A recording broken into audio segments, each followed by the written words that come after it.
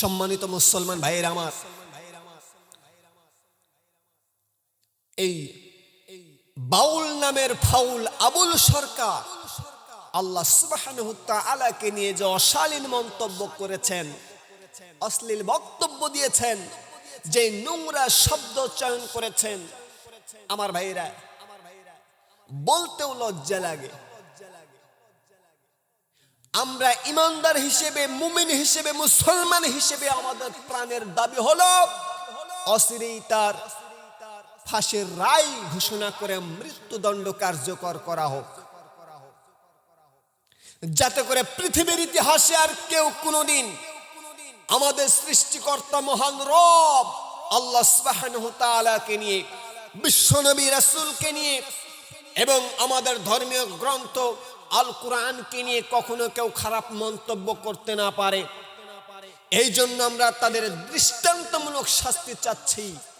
এই বাউল আবুল সরকারকে যখন আমরা ফাঁসির রায় ঘোষণার জন্য আমরা মাঠে নেমেছি, ময়দানে নেমেছি, তাওহীদি জনতা যখন এই আবুল সরকারের বিরুদ্ধে অবস্থান নিয়েছে, ঠিক সেই মুহূর্তে কিছু বাংলাদেশের সর্ববৃহৎ দলের কিছু নেতা নিজের স্বার্থের জন্য এই আবুল সরকারের পক্ষ অবলম্বন করেছে।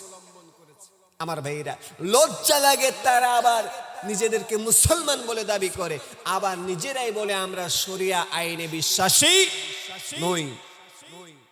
যে সমস্ত মানুষগুলো এই বাউল আবুল সরকারের পক্ষ অবলম্বন করেছেন, নিঃসন্দেহে তারা নিজেদের ঈমানকে বিসর্জন দিয়েছে, তাদের ঈমান নষ্ট হয়ে গিয়েছে, তারা ধর্মকে বিসর্জন দিয়েছে। আমরা তাদেরকে সাপোর্ট করি না। অনতিবিলম্বে তাদেরকে জাতির কাছে ক্ষমা চাইতে হবে, তা না হলে জাতি তাদেরকে প্রত্যাখ্যান করবে। আমার ভাইরা, আর আমাদের মনের আশা, আকাঙ্ক্ষা, চাহিদা এবং স্বপ্ন হলো যারা আল্লাহ সুবহানাহু ওয়া তাআলাকে নিয়ে এত খারাপ মন্তব্য করেছে, অশ্লীল বক্তব্য যে দিয়েছে, তার ফাঁসির রায় কার্যকর করতেই হবে।